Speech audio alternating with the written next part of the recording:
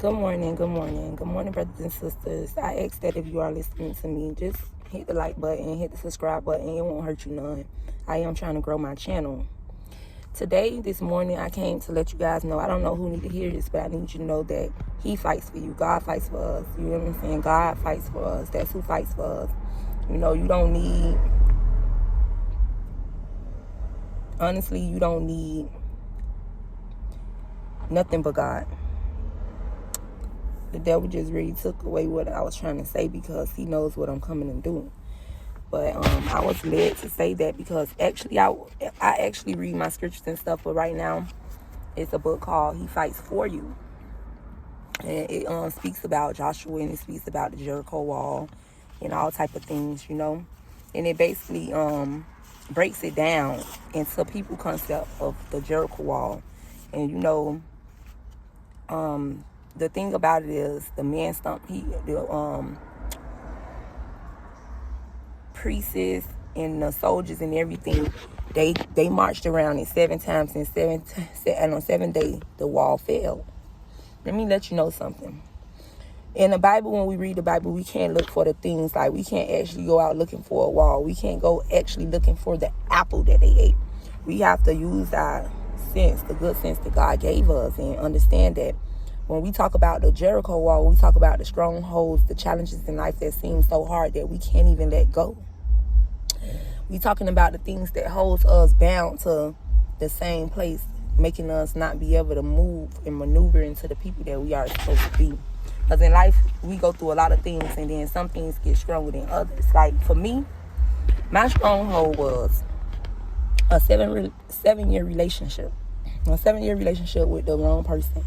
And I'm not going to say the wrong person to make anybody in the world think that he was bad. He wasn't a bad person. He was just a person that's going through his own thing. He was a person that was not part of my path. You understand me? Well, a part of my path because he taught me, but not to stay.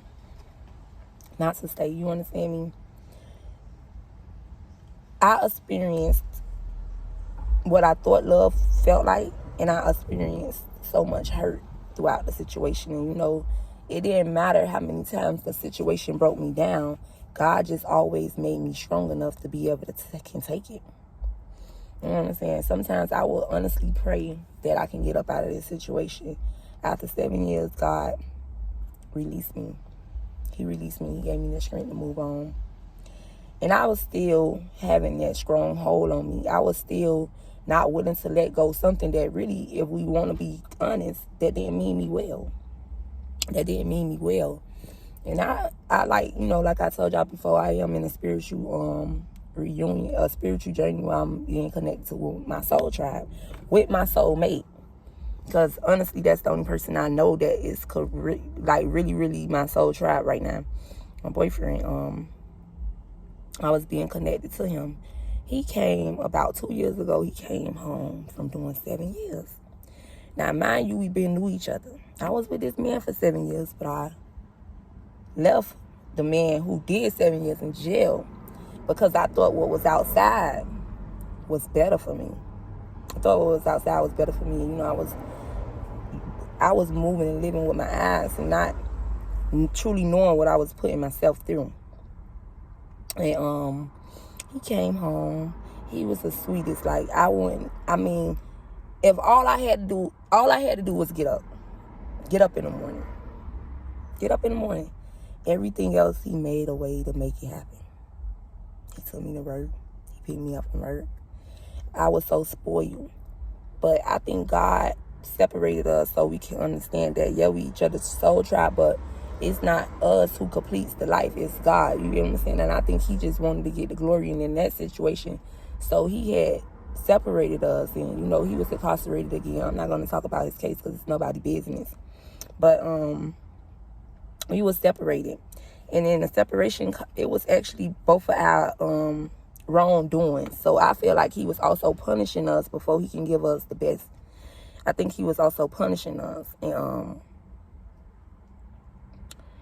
not punishing us, but teaching us a lesson. Let me use my words right, because the Holy Spirit did say, no, punishing is not the right word. Telling these people we was teaching you a lesson. So he was teaching us a lesson. And it's just like not to roll off of anger. Because, you know, I think that's the thing what we had. We had very bad tempers. But we treated each other very well. But the thing about it is we had bad tempers when it came about each other.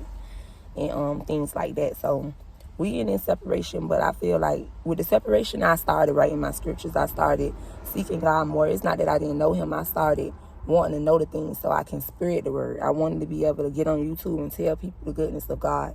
You know what I'm saying? I already felt it, and I knew he was using me.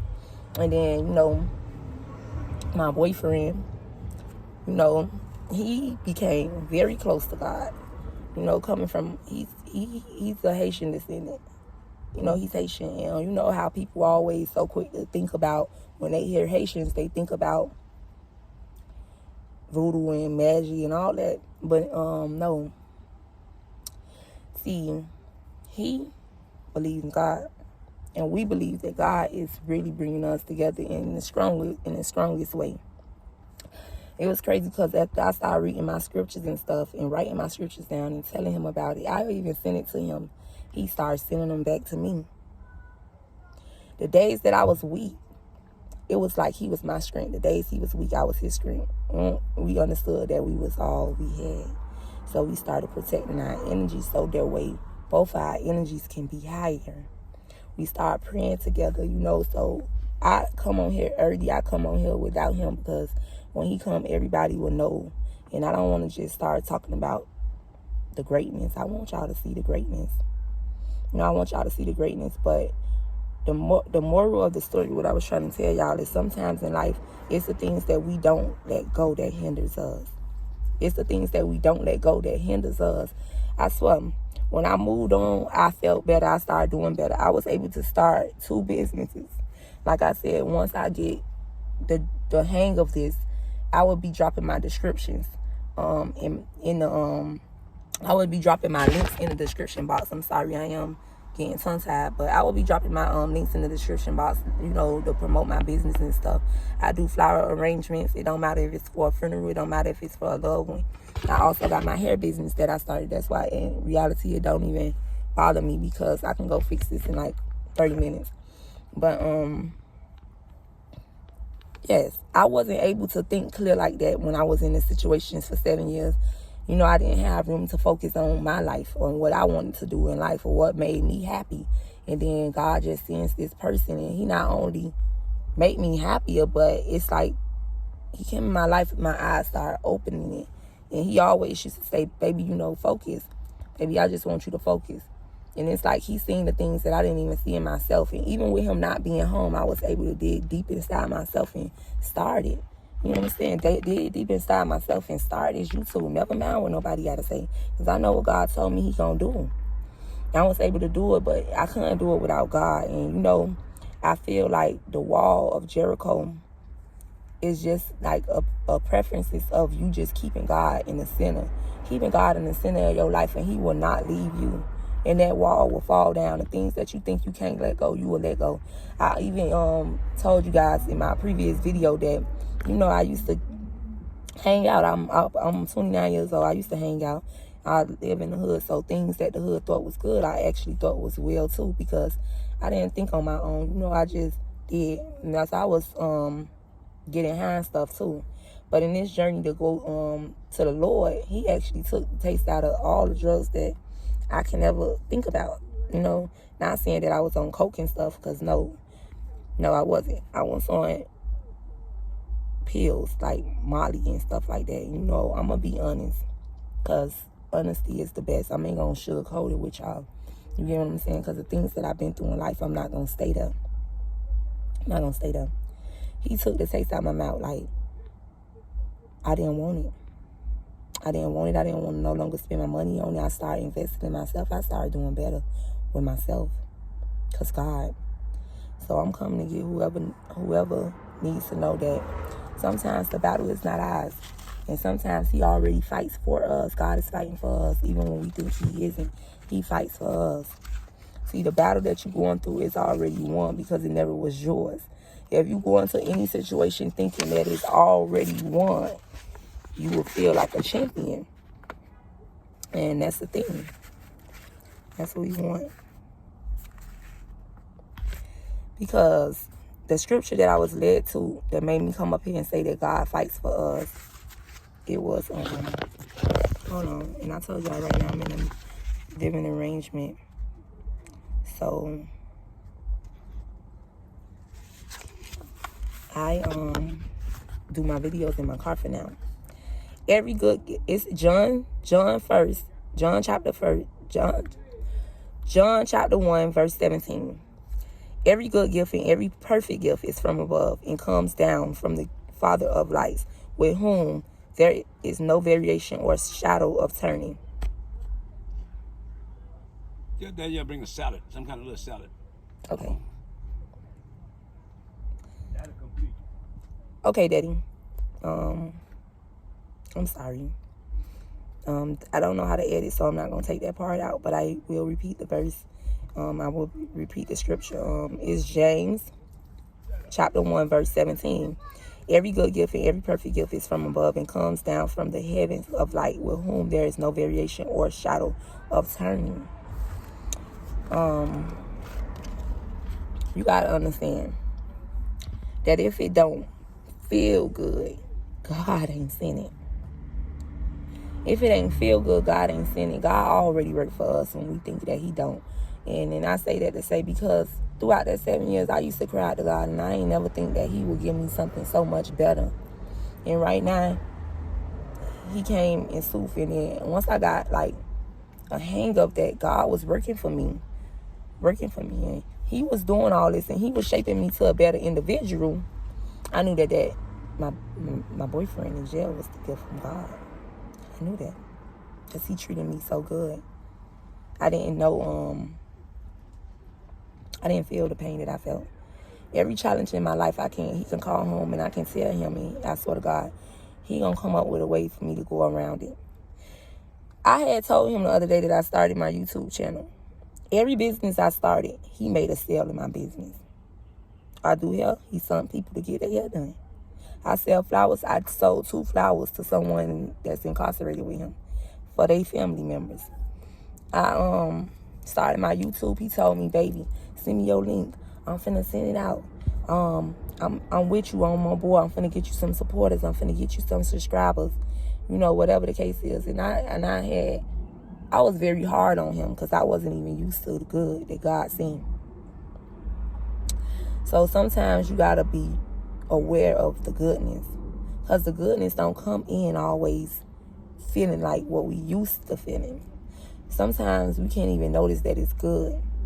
But that's why you got to make the best out of every situation. Take the good out of a situation and turn it around for yourself, because them the gifts that God sent. And when you start taking a notice of it, you won't turn back. You won't turn back, because you know that God fights for you, and it's not no battle that you cannot win. And I just want to let you know that it's no battle out here that you cannot win. And it's not one battle out here that is yours. Give it to the Lord, and the Lord will help you. I don't know who needs to hear this, but give it to the Lord, and the Lord will help you. He will find you out. He'll restore the things that you thought couldn't be restored. You know, financially, physically, mentally, whatever it is, he'll give it back to you. Tenfold. Because I'm telling you, it was important for me to come the way I am today. It was important for me to come the way that I came to you guys like now. Because when y'all see me again, y'all gonna know the grace of God is real. The mercy that he have is real. It wasn't because I was perfect, because nobody is perfect. It was because I was willing to fix myself. Take me back to my other message. If somebody don't want to fix themselves, and you know that you telling them the best way, sometimes that just means you got to let go of that person and fix you. You got to do it for you. Because God will connect you to people that understand you. He will send you to people that appreciate you. I done seen him do it for me, and I know that he'll do it for anybody else. So, my brothers and sisters, even though it seems like got a hold on you, whatever it is out there you think got a hold on you, you tell them that the devil is a liar. You let them know that in this hour that God is shaming devils, that the hold that you thought that you had over you, it no longer stands. You let them know that the Jericho wall has fallen.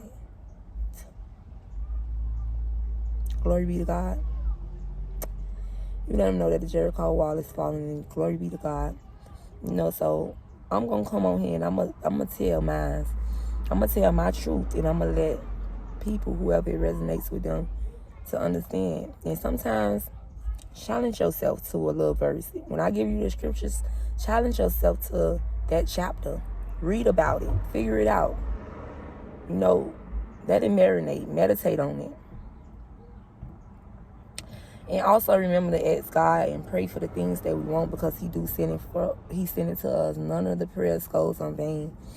I mean, He hear it. It don't matter when He come answer it. God do answer. But you gotta believe it.